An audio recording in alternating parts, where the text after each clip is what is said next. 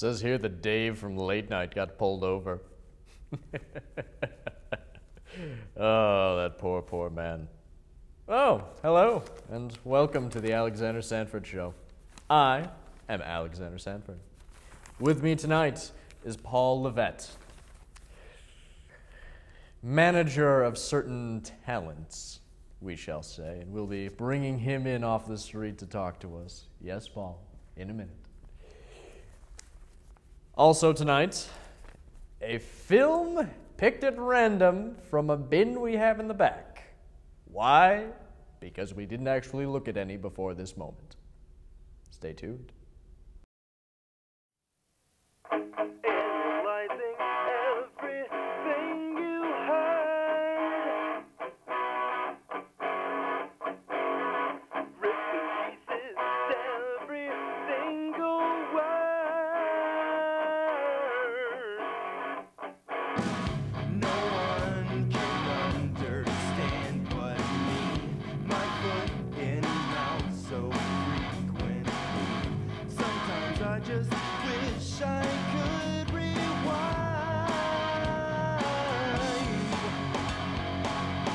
I can't be held responsible for every single word I say. Cut the feedback, I think I have heard enough.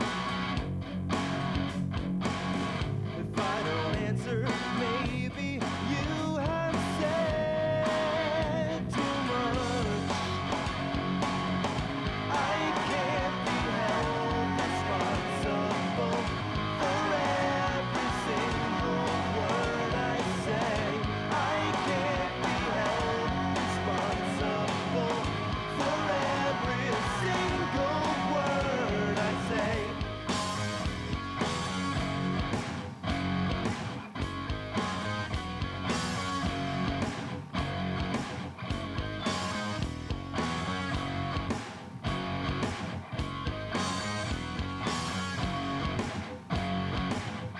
Try and understand these aren't my ways, I say. They're just some words to help relate my day.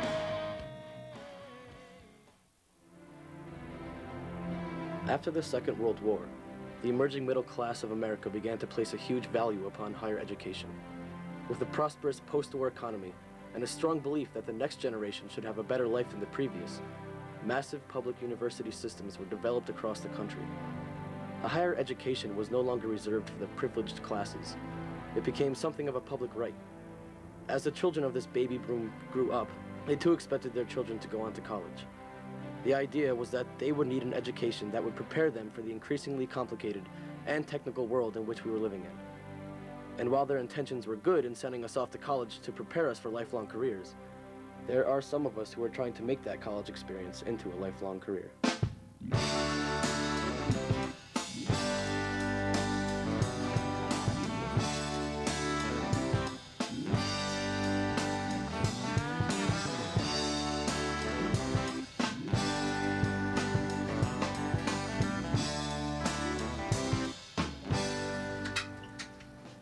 Ralph!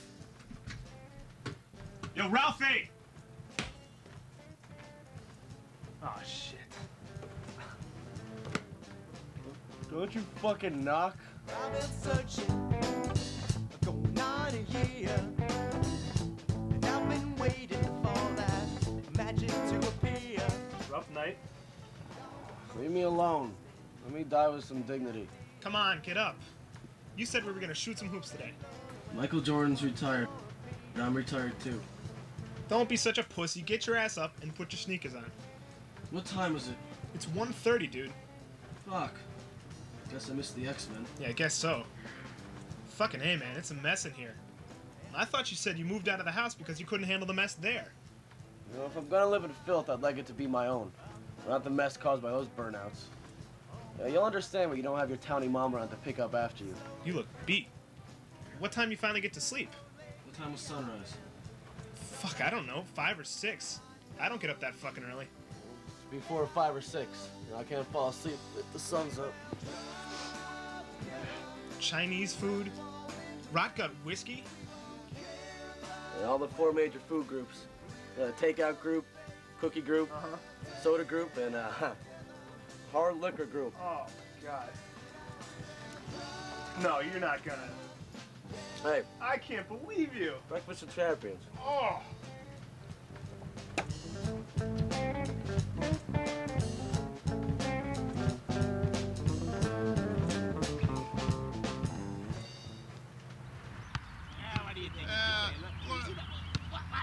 He's gonna. I'd probably go out there yet, stuff a whole bunch, yeah. He just took you to school. You're right, Bobby. He did just hate me. Come on, hangover boy. Let's get it on. You act like a bunch of school kids. Is that right? Yeah. You know, I could just end this quickly if I shot it from downtown. No, you can't make it. Come on, bring it aside. What are you saying? You want me to take it to the hole? Yeah. Do you want me to take this to the hole? Take it to the hole. In your Look, face! he can't tell me, kid. He just looks like he's thrown on a rubber ball. Look at him. I don't think they like us anymore, deal. I'll tell you what I'm gonna do. That's all they're doing. How about a little tip of the Irish here to at least make the day go better? You know? That's a good idea. Yeah, these guys think they got it over us. We'll show them all about it. They seem to think they're ball players. They don't know what ball players are. Oh yeah, a little more? Okay. Yeah, we got lots. Let me get a little bit here. Just let me get a little bit. I won't take as much you because you know how you are, see? Okay. Let me put this back in the pocket and we'll have a little toast here to the ball players. Good. Look at They're doing on they the might court. better be over here drinking with us to play ball. Yeah, they're moving the ball like they're moving their foul. Let's show them what you can do. Let's go, big guy. Bring it. Used to be on the team, Harry. That's game, bitch. Shit. Hangover boy beat me. Maybe you should spend more time in your game instead of trying to think up clever shit to say.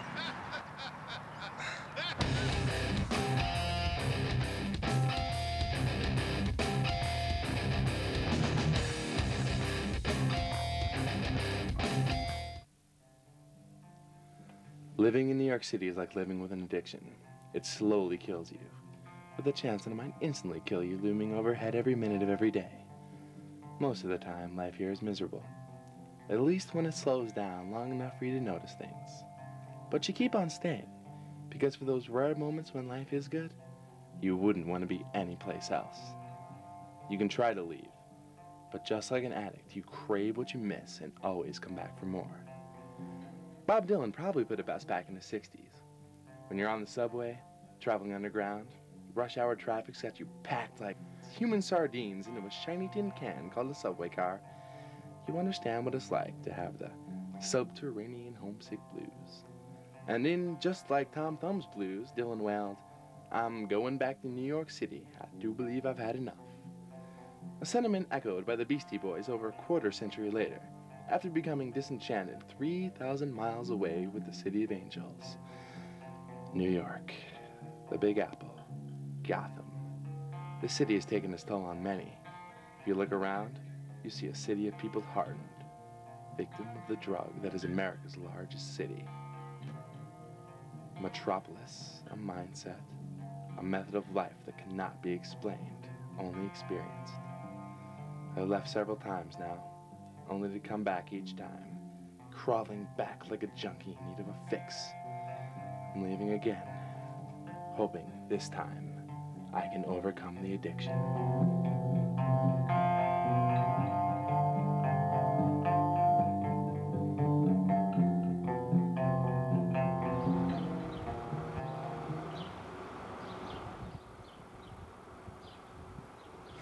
Man, I need a beer. Yeah, get me one too.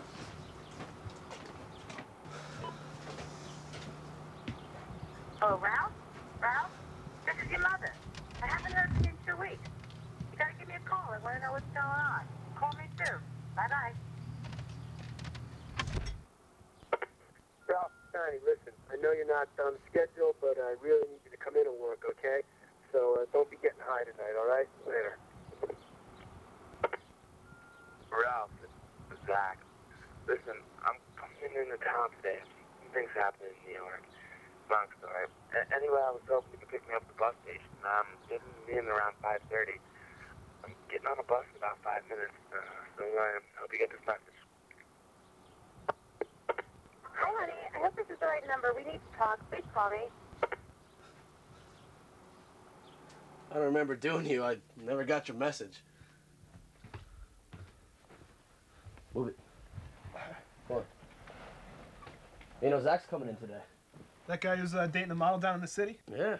Huh. He's on a bus as we speak. He said he had to, like, leave New York. What for? Is he in trouble with the mob or something? Mm. Does Tony Soprano want him sleeping with the fishes between you and me? Yeah. He wasn't too specific. Shit. Well, is he gonna bring the model up with him? I don't think so. Come on, would you bring a model up here? Yeah, I guess not. Yeah. You know, we should go get some beer, though. If Zach's coming in, he's gonna want to do some drinking.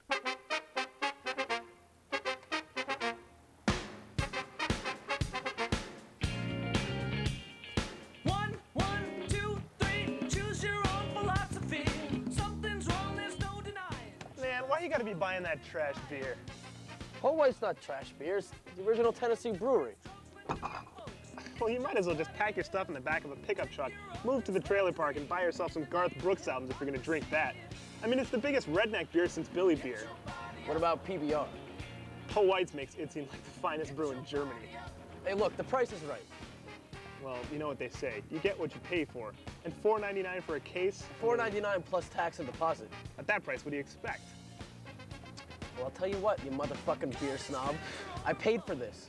And until you get your own damn beer, you're gonna drink this Paul White trash and you're gonna like it. Yeah. You know, you might as well acquire a taste for it now. I mean, you're gonna be drinking plenty of it once you move into the house. I just thought a bartender of all people might be somewhat more of a connoisseur towards what he drinks. Well, I can't find my favorite brand, and this is the next best thing. What might that favorite brand be? Free. Get your body up.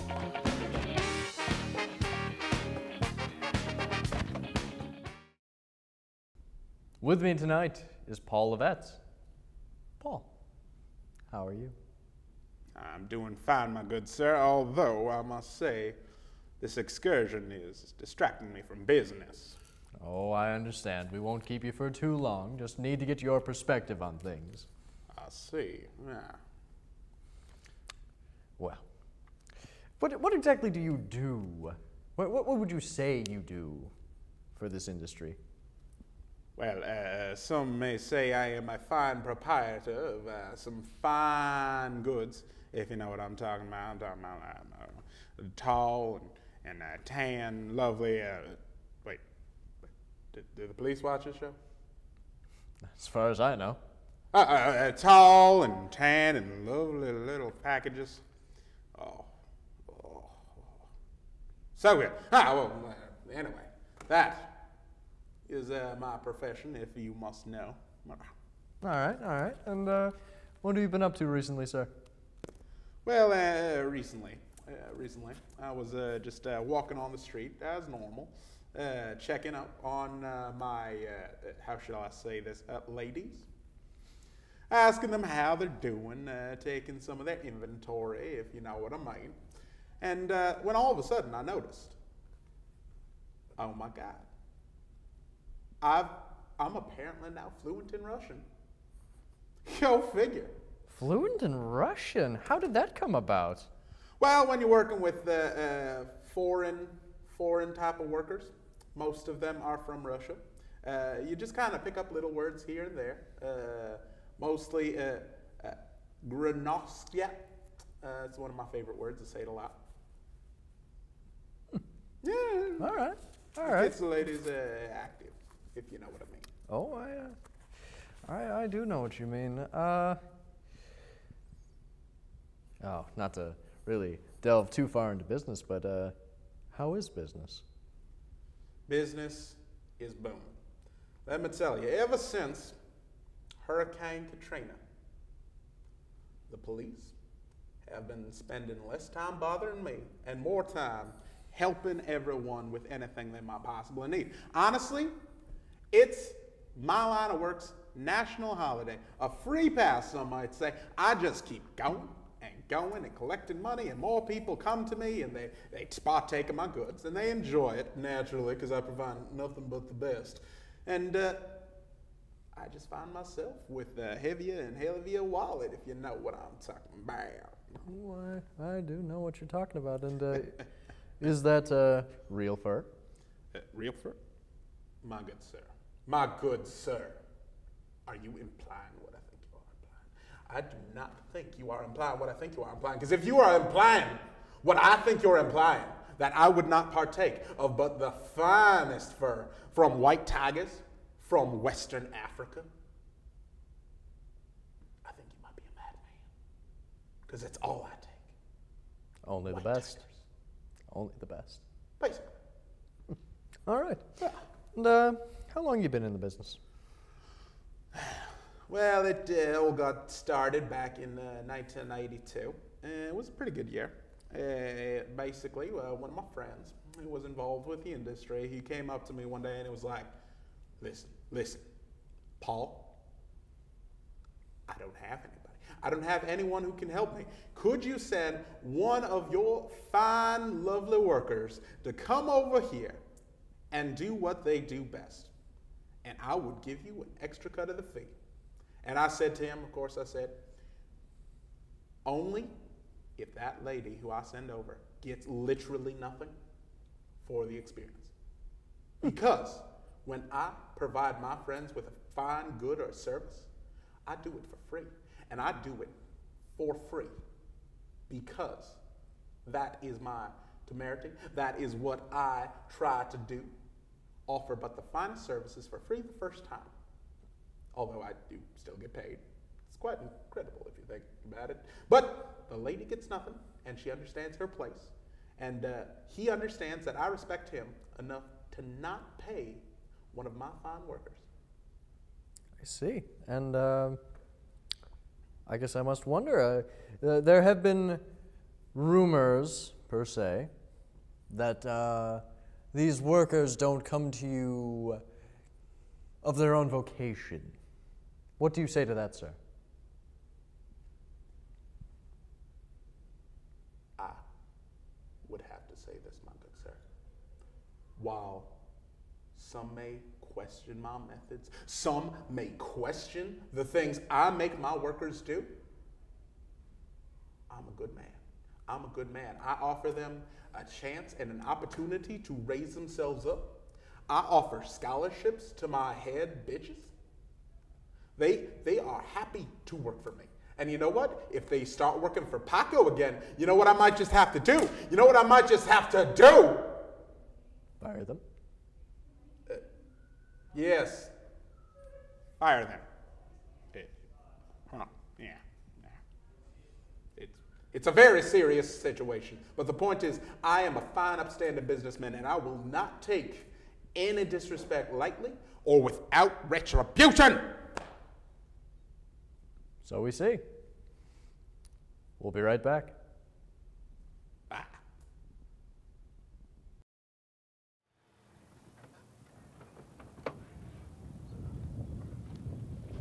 What's up, Zach? How you been, man? Man, not so good, Ralph. Irv Isaacs. We met last fall at initiation. Shit, I really don't remember. I was kind of drunk for that. No problem. Don't worry about it. Damn, my cell phone doesn't work out here. You know, it probably works in Frog's Butt, South Carolina, but there's still no tower in this podunk bird. Good thing I forwarded my calls to your place. What, are you expecting some important calls? More like wishing. I sent out some of my stuff to a few agents, and I'm praying for a call. Hey, you still dating that model down in the city? That's history now. What happened? Listen, man, I'm not drunk enough to talk to you about it right now. Ask me again once I'm wasted. Where do you want to go, huh? Just want to go someplace that feels like home.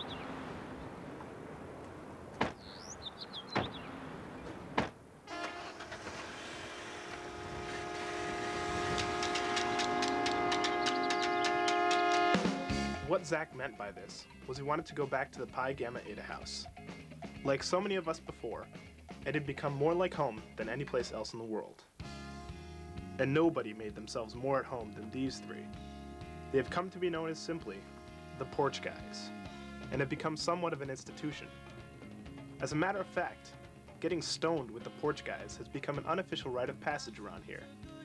One of those things that must be experienced before graduation, along with the Delta Gamma Toga Beach Party and playing hacky sack on the lawn of the Student Union. They've smoked up with just about everyone and anyone.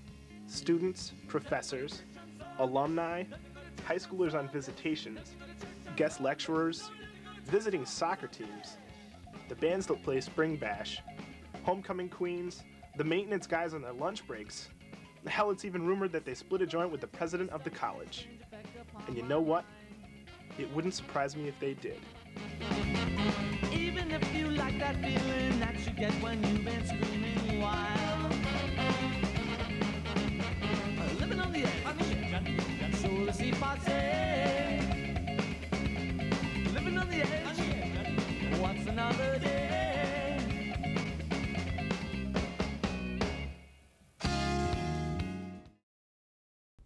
And we're back with Mr. Paul LeVette. Paul, tell me a little bit about your favorite color. My favorite? Oh, I see what you're talking. Okay, my favorite color, surprisingly enough, is not Russian. It's Latina. So I should say it would be a light tan with long streaks of black, like hair, you know, and it should be fine, luscious, and low. Know what I'm talking about? Oh, yeah.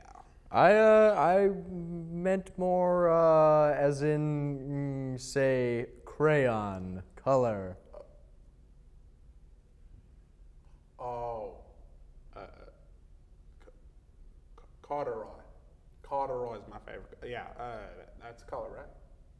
Thought that was just a material. Okay, what do you get when you mix purple, red, and want to get? You know what? I don't need these kind of questions when I have so many more important things to do than to just sit up here on the show and answer questions about crayons. My mother couldn't afford crayons. She told me go out on the street and make some money. And you know what? I did. Now look at me. Successful businessman with a successful life and a happy home full of lovely women. You could probably afford the 32 box now, couldn't you? Shut up.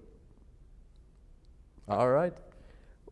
Well then, how many employees do you have, sir?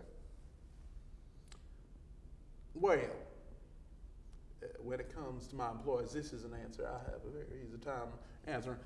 We have 7 to 5 ladies, all of them, working just hard as they can every day.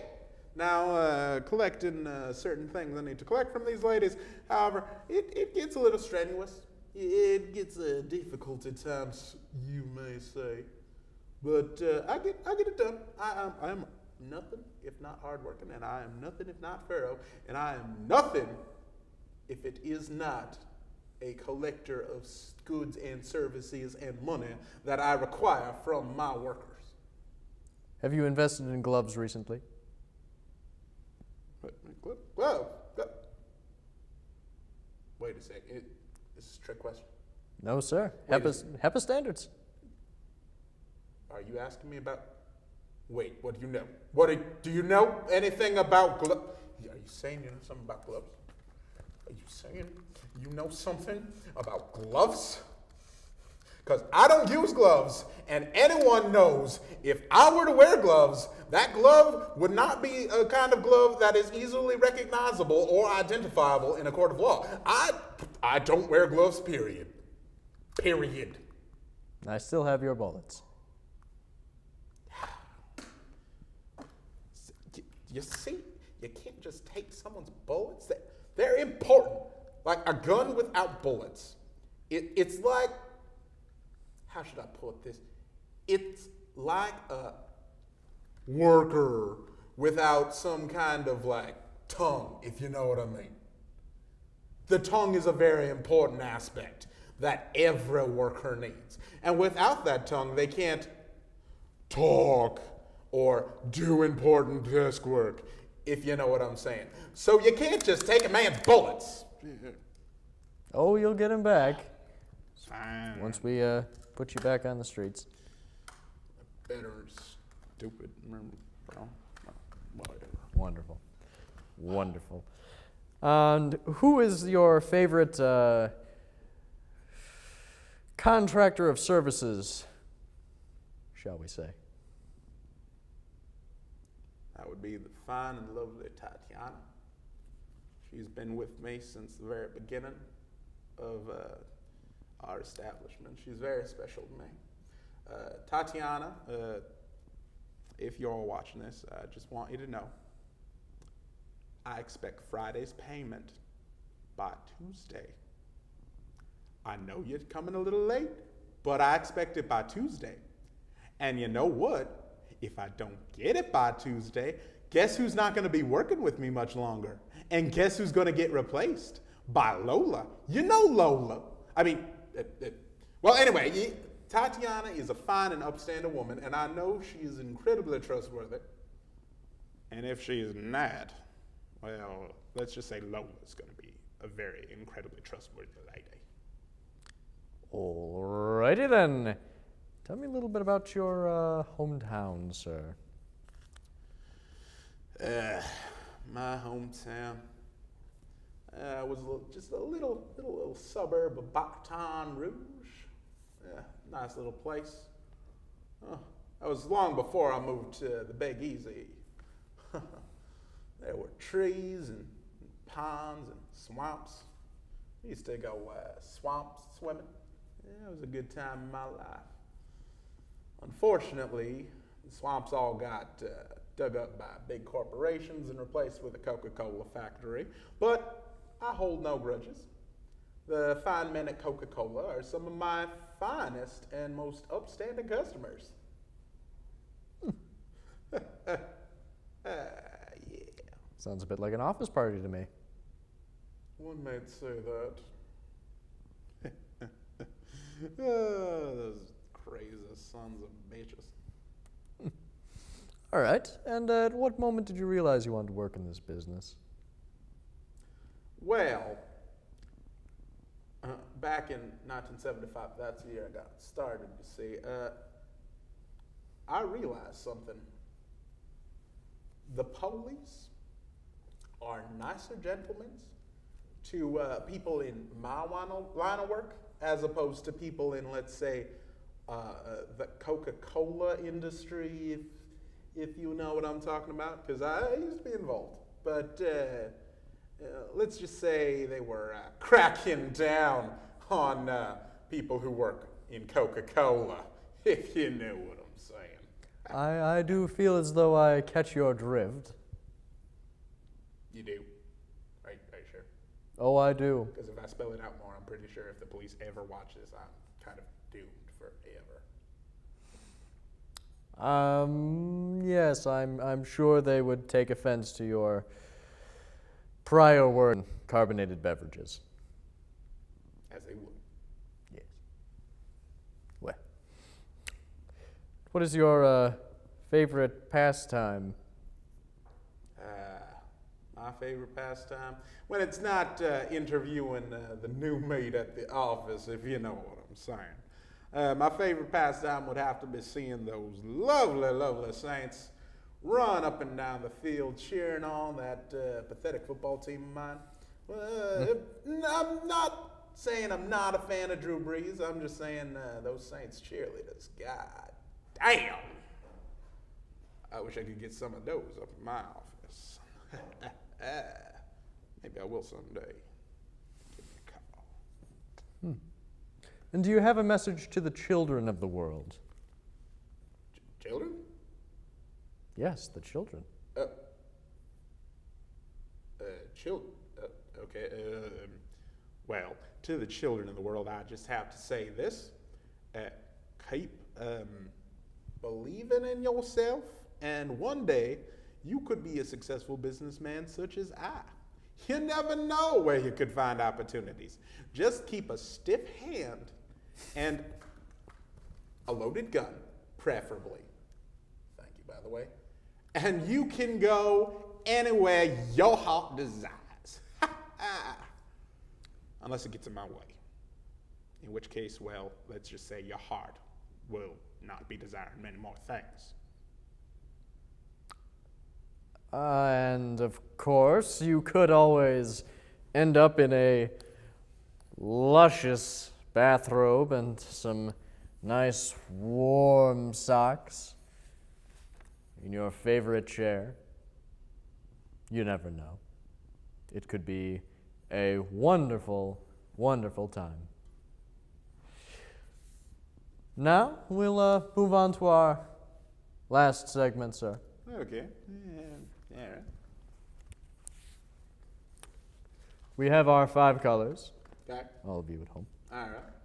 Blue, black, red, green, and white.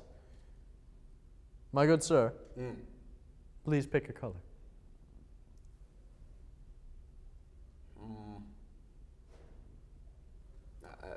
That one on the left is red, right? No. Yeah. No, this one's red. Right. Yes, that one's blue. Red is a good color. I like it a lot. Red it is.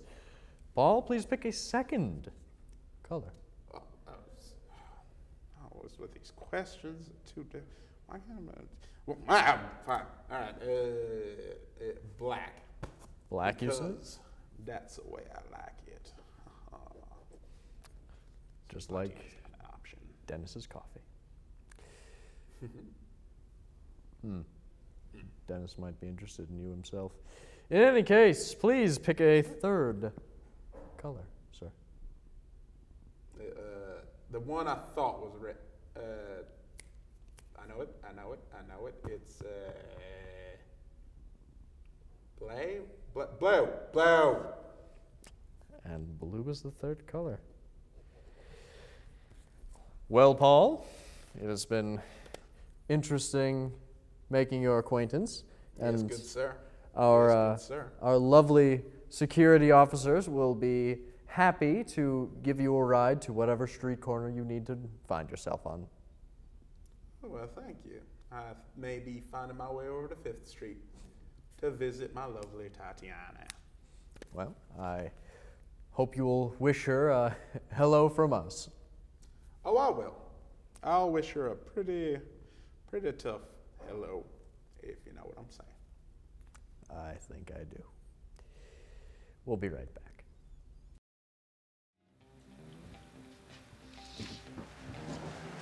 Yo, give me a slice. Can't. This is the last one. Motherfucker. What? You just ate my last slice. Does it have your name on it? Hey, Herm, did you buy any? Not this week, man. And I know you didn't buy any. So what's your point? My point? My point is that you ate my last slice. Well, don't get your panties all tied up in a knot over it. How would you like it if I ate the last of your food? Oh, wait a second. You don't buy any, you cheap bastard. Screw you. Hey, knock it off! Chill out.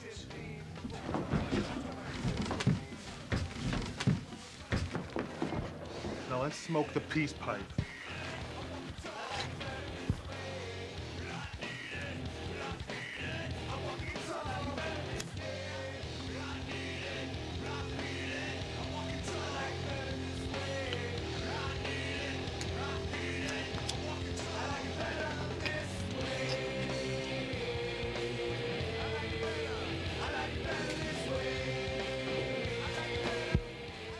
Give me a bite.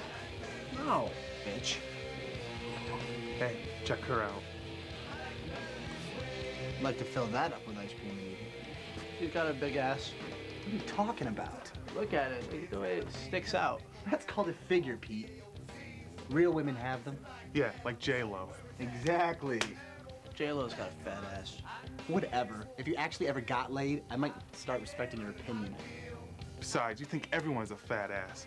That's why it's always, screw the first half of football. I want to watch Ally McBeal. Hey, all I'm saying is, she might be fun to fuck. Yeah. How do you figure? Lots of things. It's the way she walks, the look in her eye, the tattoo that should be down the middle of her back that says dangerous curves ahead. She's got dangerous curves because she's got a fat ass. Whatever. I like what I'm seeing. You like big butts and you cannot lie. I think what Tony's referring to here is the overall package. Packaging is a purely subjective preference. Now, when do you get packages? Special holidays, special occasions, whenever someone wants to give one to you. When you got the money, via mail order. Now, why do we drink Po Whites? Because it's cheap. Yeah, but there's plenty of other cheap beers out there. This one's got hot chicks in the commercials. The guy at the label always gives me a good laugh. My point exactly is overall packaging is appealing to us, not the product, which we all know is kind of shitty. So, what's your ideal package? 5'10", 120 pounds, brown hair blown in the wind, while we're riding around in my convertible Ferrari at 150 miles per hour. Mandy, Mandy, Mandy. Give it up on that Ferrari, man. Hey, what about her? Nah, she doesn't look like she'd be much fun, man.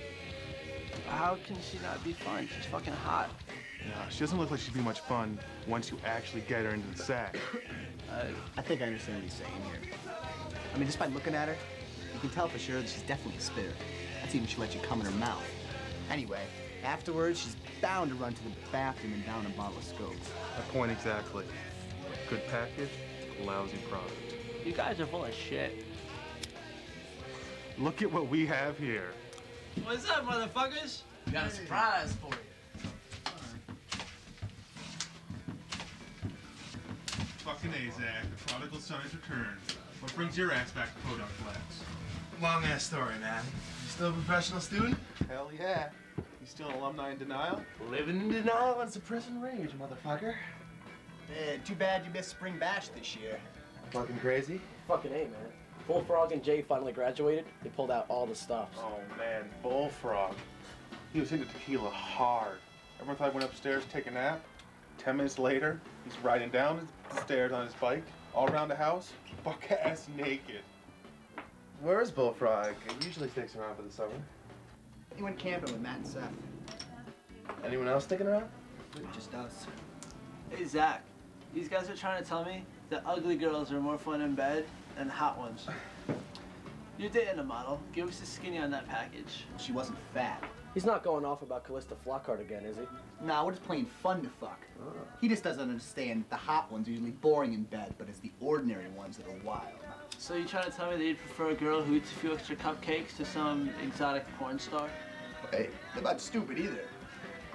Well, what about Big Vicky? You trying to say that she's fun to fuck? Now Big Vicky, a.k.a. Secret Victoria, she holds a special place in the heart of all men. When you're so drunk, you don't care what you're sticking your dick into, as long as it doesn't have a dick of its own, of course. You shall seek out the Secret Victorias of this world. That last call, that last chance to get anything. That's why we should all be thankful for Big Vicky. Amen, brother. Here's to Secret Victoria. She makes you feel like a man all night till the next morning, and it's the long walk of shame all the way home. Cheers. Cheers. Later, boys. I gotta go to work. You want a bong hit before you go? No, I better not. Connie's been on my case about showing up to work all day.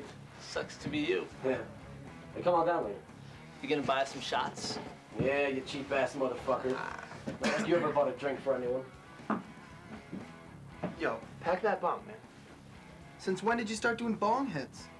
I thought you stopped when you graduated. And you guys ever date a model? These guys? What do you think? Guess not. Anyway, all I can tell you is getting dumped by one sucks. That's when I started doing bong hits again.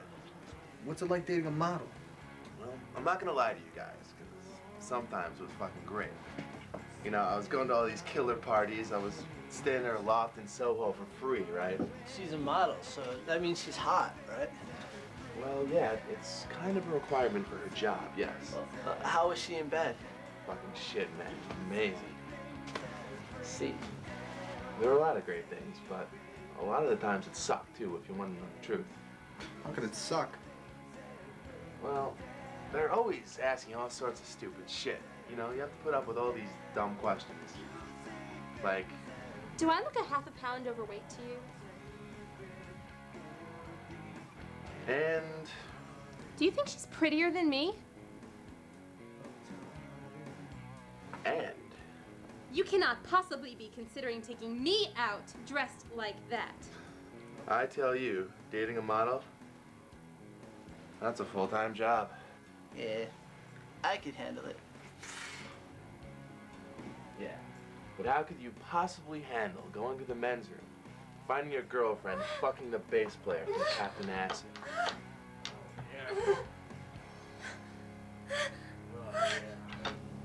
What? She fucked that guy? I saw that guy in MTV. He's disgusting. I've seen smoother sandpaper than that guy. Yeah, well, imagine seeing him up to his balls in your girlfriend. Oh, that's rough, man, rough. That was 2 nights ago. Now I'm back here. Hey, you're always welcome here, man. Once a pie guy, always a pie guy. You haven't been with her since you caught her with that guy from Captain Acid, right? Shit, no, man. Good. Because I was going to say, you know how they say whenever you fuck somebody that you're fucking everyone that they've ever fucked? That would mean that you fucked the guy from Captain Acid. Pete, are you ever gonna learn just to shut the fuck up? I know exactly what you need to take your mind off this unpleasant situation. Hey boys, what are you up to tonight? We're gonna roll a fat one and watch Tron. Figures. Well, we just figured we'd stop by the porch, see what you guys were up to. We're still smoking. Why don't you stay a while? Oh yes, some things never change. Zach, what are you doing up here? Kara, need some time away from the Big Apple. Tell me about it. This is my first time out of there since Christmas. Really? I didn't even know you were there. Yeah, you know, I tried to look you up, but these guys didn't know your number. Anyway, I got a great job working in the HR department of one of those investment houses downtown. Yeah, how's that going? It's good. Basically, I'm a headhunter. You know, I thought I saw you a few weeks ago. Yeah, where? At Detour, that jazz bar on East 13. Why don't you come over and say hi? And you look like you're on a date. I didn't want to bother you. You were with a girl, really pretty. Girlfriend? No, it was just a business thing. Oh, well, I was on a date myself anyway. Since when do you like jazz? Since never. But this guy asked me to go. He was trying to be all hip or cool or something. Trying to show me that there was something more to him than some lame-ass yuppie. Like taking me to some hip little East Village hole-in-the-wall will impress me. Oh man, it is too much work to try and impress a woman. Besides, they see through that shit like Superman's X-ray vision. That's right. Yeah, but trust me, babe. It would be nice if you'd put on a clean shirt for me at least once in a while, and maybe even go someplace nice with me besides hanging out on the porch watching stoner classics. You're not dissing Tron now, are you? Oh, besides, if I did that, how would I know you like me for what I am? I mean, I put up with you for all of this. And your friends. To love one of us is to love all of us. Especially you, right, Tony? Especially me is right.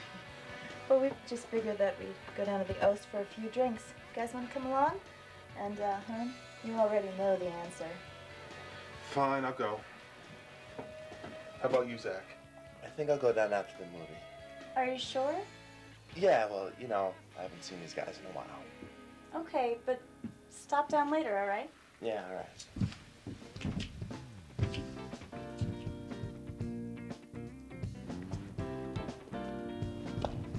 So why are we going to this frat house?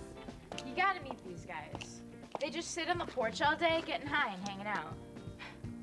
Are they cool? Trust me, it's just one of those things you have to experience when you come here.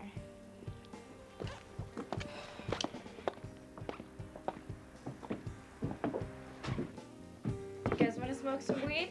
That porch will smoke. Who the fuck you think you're talking to? I mean, shit, Jamie, how long you known us for? 2 years. And when did we ever refuse to smoke some weed? Good point. The hell are you guys watching? Tron and Slinky Trip. You really think that record goes to this movie? This and 50 Cent's album goes to Tron, just like the Dark Side of the Moon and Wizard of Oz. Whatever you say, Burnout Boy. Anyway, this is my friend Mallory from home. Jane tells me that getting high on this porch is the thing to do around here. Fucking A, it is. Shit, last year at Spring Bash, President Flint sparked one with us. I heard you guys smoked with the guys from Captain Acid, too. What's with him? He just thinks Captain Acid sucks. Really? I think they're hot. You know, I read on the internet that their bass player has a 14-inch dick.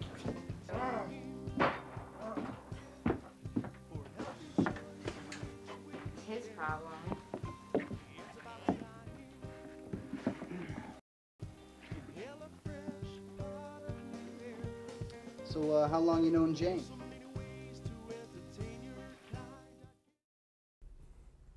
I hope Paul doesn't have an issue missing his 9mm.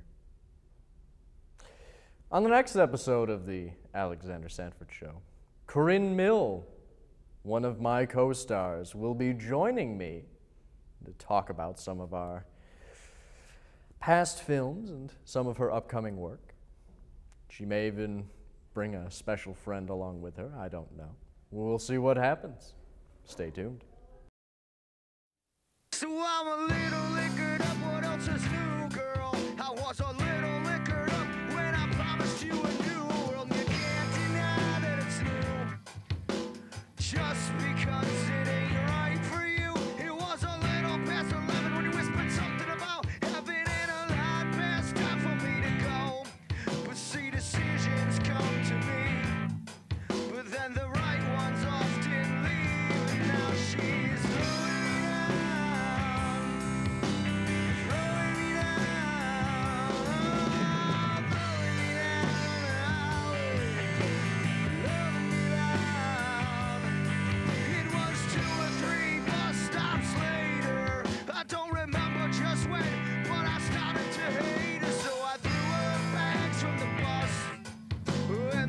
driver started yelling at us. He said, boy, I can write volumes and volumes on y'all's naivety, but your problem don't concern us.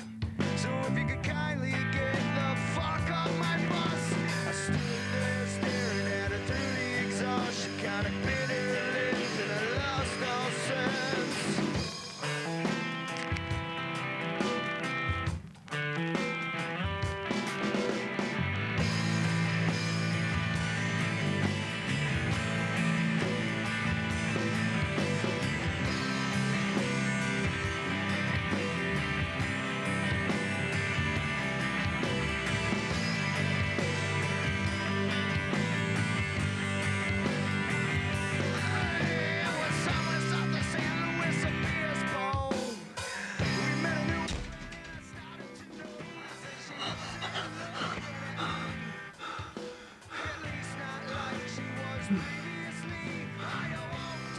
Where's the bathroom?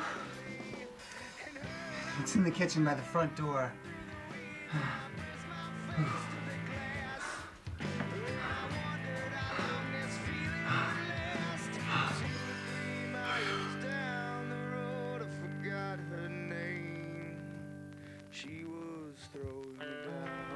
It's occupied.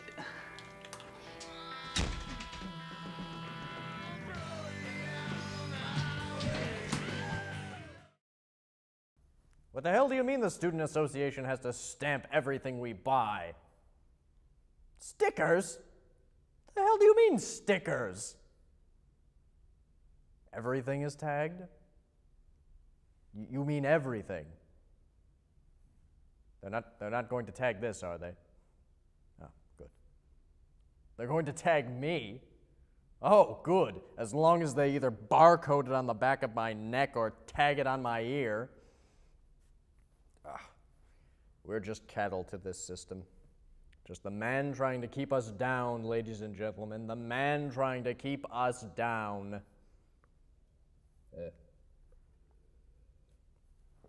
We must fight for our right to make television shows and buy props and things like that. Yes.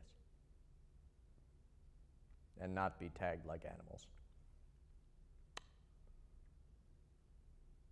Yes.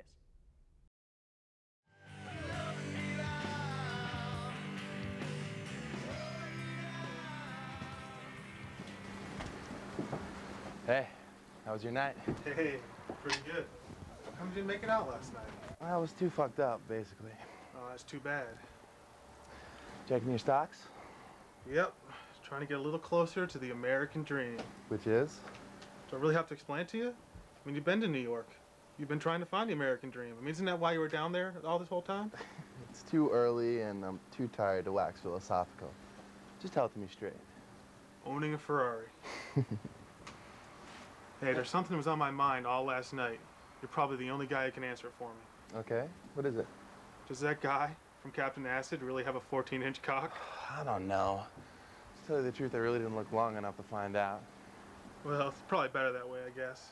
If I caught some sleazebag banging my girlfriend in the bathroom, I wouldn't want to consider the size of his dick either. Not at that moment, at least. Yeah? What do you mean?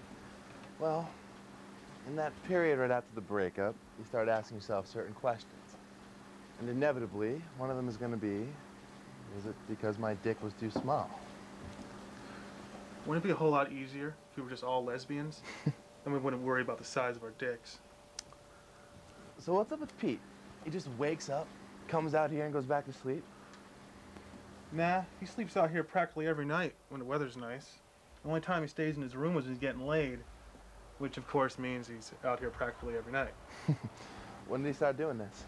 Last summer. He loves it on this porch. He spends as much time as possible out here. Some of the guys were joking that he should just move out here. So the very next day, he did. Sort of become his purpose to sit out here and watch life as it passes him by. I guess it works for him. I know it works for me, but I never thought he'd end up this way. What was he like before he got here? You know, when you guys were growing up? He was valedictorian of his class. No, seriously, I swear all he ever did was study. Aunt Marie liked it that way. She was always too paranoid about him. That's why I went to school here instead of Dartmouth or Cornell. She asked me, of all people, to watch out for him. Her baby. Like, just because I'm his cousin, I'm his guardian angel or something. But he was so tightly wound up. I swear he was going to explode. So he pledged, started drinking and getting high, and the rest is history. Not exactly. He took this course on 20th century American literature, started reading Kerouac, Burroughs, Hunter S. Thompson, shit like that. Realized he was living in a nutshell. That's when he started doing drugs. Then, of course, his brother died. He starts to think that you have to live every day like there may really not be a tomorrow. Had all these great plans. He was gonna take this grand road trip, document the whole thing. Instead, of course, he just became a burnout. It's kind of sad when you think about it. But, you know, overall, I think he's better off now than he was before. What do you mean? Well, I think you'd have to be a member of the family to really understand that. Hey, Pete, wake up. Wakey, wakey. What the fuck? Let's take Zach out for some breakfast. I already ate. What are you here for anyway? Graduation? Hey, Herm, you gonna graduate this year? No, I'm gonna be here a little while longer. Besides, graduation was 2 weeks ago. Summer school classes start next Monday. Really? Fuck. Guess I missed out on finals then. Yeah, I guess you did. Oh, whatever. No, I was gonna fail him anyway. I'm gonna go see what Ralph's up to. It's been another interesting episode here on the Alexander Sanford Show. I hope you enjoyed my very, very special guest, Mr. Paul LeVette. Hopefully he can get back to working the streets as he does better than anyone else. I'd like to thank Mr. Brian Rootsworth, my faithful cameraman, who has ordered a new 3/4-inch deck, so hopefully sometime we will be able to see what happened to Jewett if he doesn't break it again. We have to worry about our landlords breaking our equipment. Is that what you're saying to me, Rootsworth? No, that's right. Apparently the man who runs this bitch doesn't know a damn thing about technology and would just throw it out with everything else. Oh well. I'd also like to thank Ms. Davis Elliott, the girl of my heart. Thank you, and have a good night.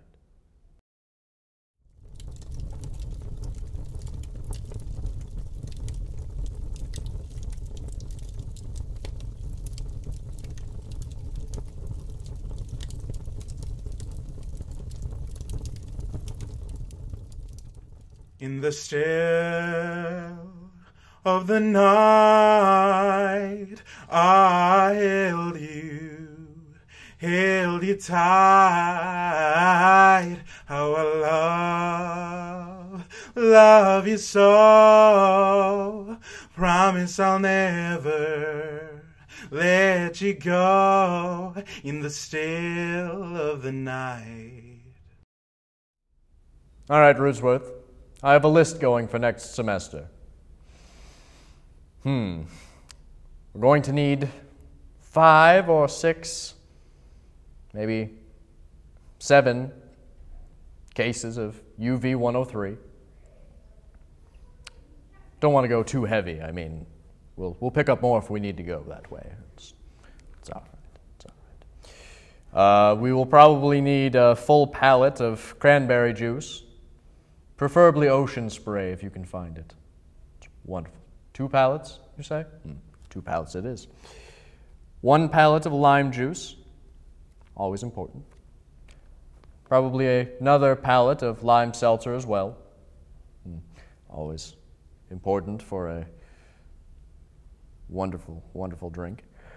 I've been trying to talk to the GM down here about a full wet bar, but he's a little resistant to rich mahogany and nice bar stools to go with it.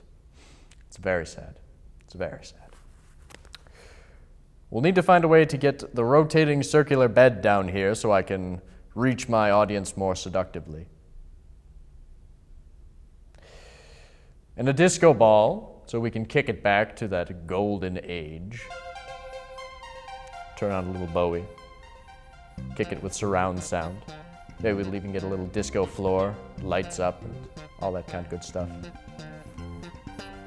Show you my Saturday night fever. I will find a nice pair of slippers to wear because my feet are getting a bit cold out in this draft, Rootsworth. Going to need laundry detergent because I do swear this robe needs a good cleaning before we can get back on to some clean TV. Anything else you can think of, sir? You're absolutely right. And we, here at the Alexander Sanford Show, are always looking for new content. If you or someone you know have something you'd like us to show on television Sundays after 10 p.m., please get in contact with Mr. Christopher Burt, Chief Engineer of WNYF-TV. His contact information is below my finger here, where Rootsworth has put up Mr. Burt's contact information. This is this is in the right spot, correct? A little lower, about here. All right, wonderful. Right about there. Or you could contact Mr. Pete Lukashevitz, the production manager at WNYF-TV. His information is here.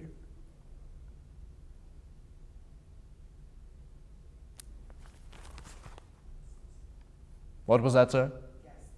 Ah, that's another good point. We also need guests to come on. If you or a certain special someone who you know would like to be a guest on the Alexander Sanford Show, please contact either Christopher Burt or Pete Lukashevitz. We would love to have your company. Hope to hear from you soon.